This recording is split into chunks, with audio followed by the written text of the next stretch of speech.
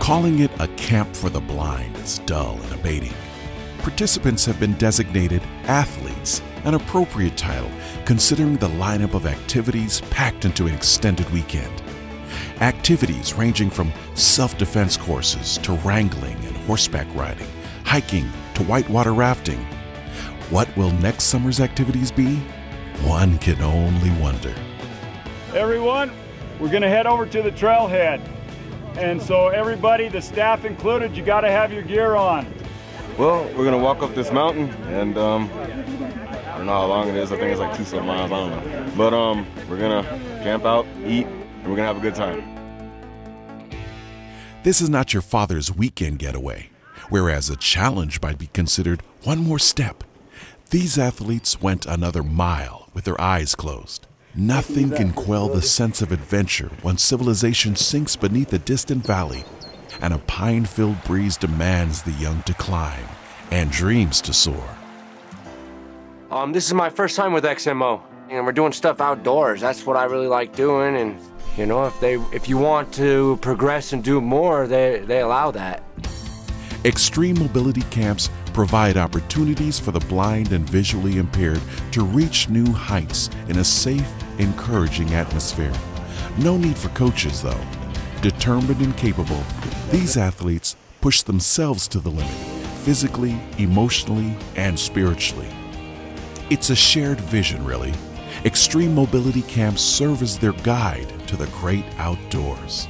We all seem to enjoy physical activity in the outdoors and being together and enjoying those things with other people who enjoy those things. And each experience is unique. Come what may, everyone walks in their own shoes. Naturally, athletes are never alone. Ever present is a dedicated team consisting of trainers and elite professionals offering direction and support. The truth is, they have a hard time keeping up.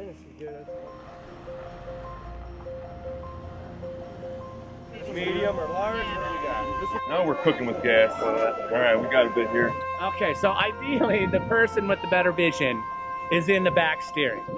When the guides from Riggs Adventure Company, headquartered in Ridgway, Colorado, recommended the blind sit second fiddle on the double kayaks or gracefully make their way to the larger, safer rafts, the single rafts filled up first. The excuse? How was I supposed to know no one was riding with me? Yeah, right. Yahoo! Did I mention the water cannon fights? The combat strategy was simple, a steady stream in every direction. Most of the river guides and trainers were wet before the rafts even left shore.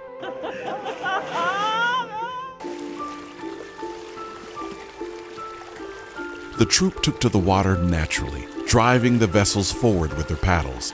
The world behind drifted away. The brisk, fresh air along with the comfortable ride culminated into an unforgettable experience. Aside from a couple of fender benders and moments of congestion, athletes maintained unity like a flock of geese gliding in formation. The occasional rapid kept everyone alert and excited, particularly the kayakers, since the larger rafts often descended upon them like a killer whale to a seal. Midday, everyone disembarked onto a small island and made their way up the rocky shore. One athlete managed to hitch a ride on the back of a trainer. Everyone converged to the northern tip. The mission? To free float down the rapids. That is to say, without the rafts. The athletes locked arms and jumped right in.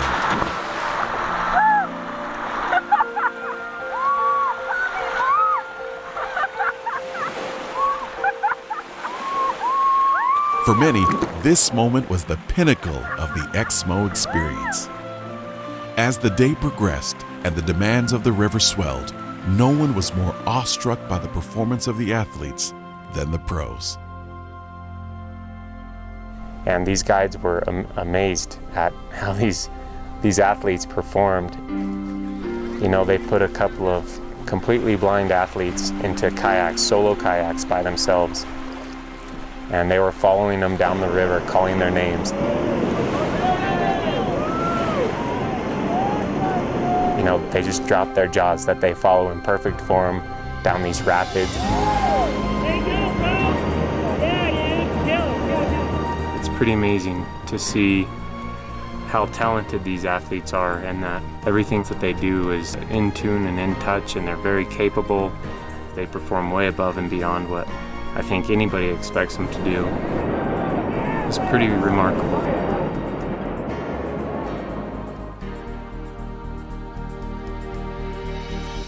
When our trainer David took on the responsibility of teaching scenario-style self-defense courses, his knowledge of the arts was unsurpassed, his direction on point. He made only one grave mistake: playing the role of the aggressor. So Mike, you're new in town, looking for trouble, I hear? Not so much, easy, buddy. I don't know, man. I don't really believe you. Just take it easy. We know about you. You're a troublemaker. All right. You're a big time troublemaker, man.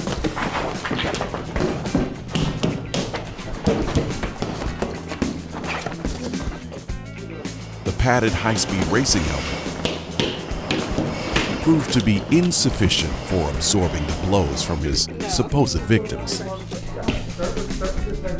These multi-tiered self-defense courses provided essential preparedness skills, including focus, conditioning techniques, and balance. Okay. So it's about getting lower. That's what I always forget. Exactly. I'm not a fighter, I'm a negotiator. I can talk people into fighting for me. Bring it, dog. Yeah, I mean, you can try it very gently on yourself, just, whoa, you'll feel that. You see? You see? Yeah. Okay, so what did you do with your hand? Let's see. David taught me some moves that would help me stay on my feet, and at least I don't feel like I'd be as much of a victim. I feel like I could give him a better fight than I would have before. And then he was saying to cup behind the ears like this, and then I'm not going to do it hard, but just stick your thumbs up. Okay. Do what?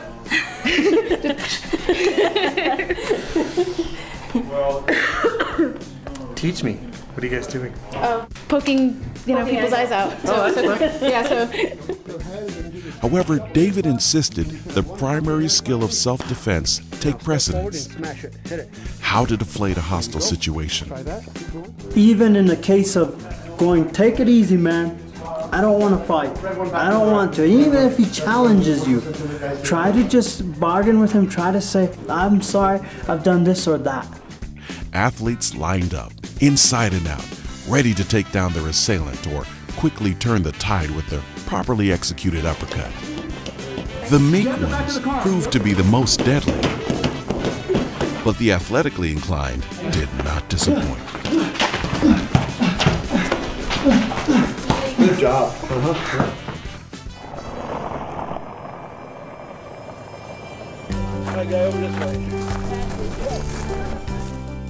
At Raise the River Ranch, guide dogs were rounded up and horses unleashed, enabling athletes to develop leadership skills through traditional and natural horsemanship techniques. All right, Mike.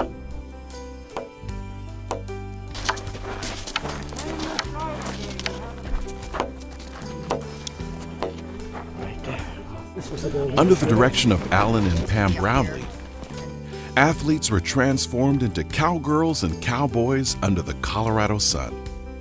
What was that again? Yeehaw! Yeah! Like I said, cowboys and cowgirls. So this camp pushes me to my limits. We did a little training. We learned how to rein a horse. We learned how to communicate a little bit with the horse. and we actually took a trip around a trail. To me, that was very meaningful. That would be something that I would love to expand on. Athletes acquired nonverbal sensory and roping skills in an authentic environment.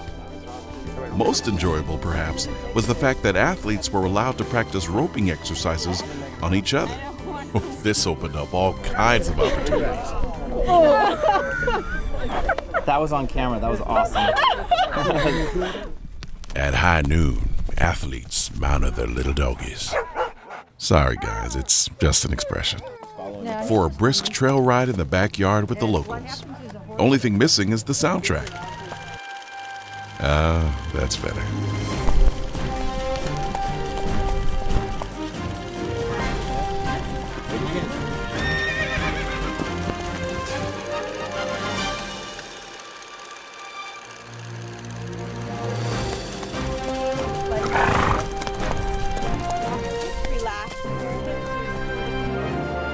Athletes didn't back down from any challenge and thrived, whether trekking, camping, or taking a refreshing plunge. Amazing! Woo! These are the moments we live for. It's what we mean by extreme. Individuals confronting the unknown, then sharing the bond of satisfaction after a job well done. So how do you feel? Like the Holy Spirit is in me. And daytime was just the precursor. Nighttime is just as eventful and exciting, beginning with food and fellowship. It's not just a camp for the blind to have recreational activities, but it's about the Lord, and the Lord is first. And basically the goal of this program is to help people who maybe have never seen the Lord before to see Him. And so I really love that about XMO. Now my life's on the sea. I once was blind, but now I see. I once was blind. I came not knowing God, and God reached me through this camp, through action sports. And that to me is more powerful than any sport out there. But the most beautiful thing is I can come back and I can talk to other athletes and I can talk to other people that are here and, you know, be an example and share my testimony. That's the beauty of extreme mobility is, you know, ministries in mind. You know, God is number one and we're trying to share, you know, the love of Christ. I once was dead, but now I live. I once was. What possibly could be more appropriate than adventurers acknowledging the God of all creation after rigorously sampling His handiwork?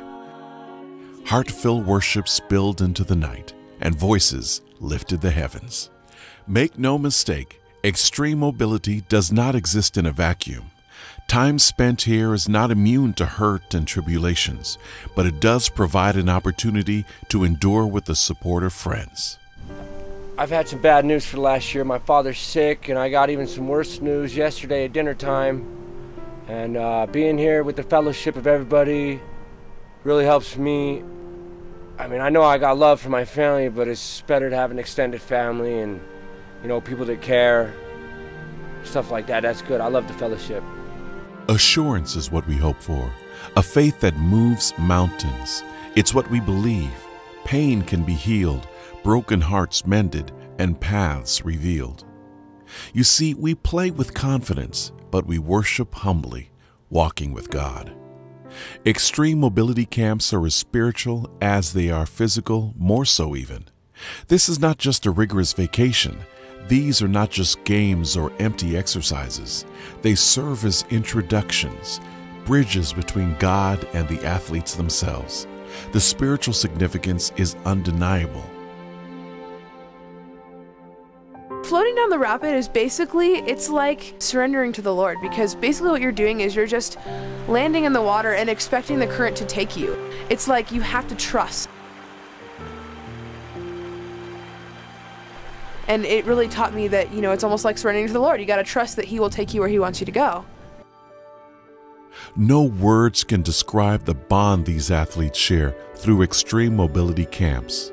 No one but those of us who have joined the ranks can testify of the rich blessings that materialize when we allow the blind to lead us. How is it that those who are blind or visually impaired able to see so much more? Their energy and spirit is addicting. You want to know what makes extreme mobility camps remarkable? They do. Now there's only one thing left to do. Join us. If you find yourself in the dark, gather together with some friends and step out into the light. A boundless world awaits. It's God's playground, and there's plenty of adventure to go around. But hold on tight. There's a wave of joy up ahead. Let's ride it together and experience ultimate freedom. Want to elevate your life and take it to the next level? We're here for you. Contact Extreme Mobility Camps now through our website at www.exmocamps.org. Or if you're interested in making a tax-deductible donation, would like to sponsor an athlete or represent an outfitter, and can provide essential gear, we thank you in advance. The adventure will continue through your generous support.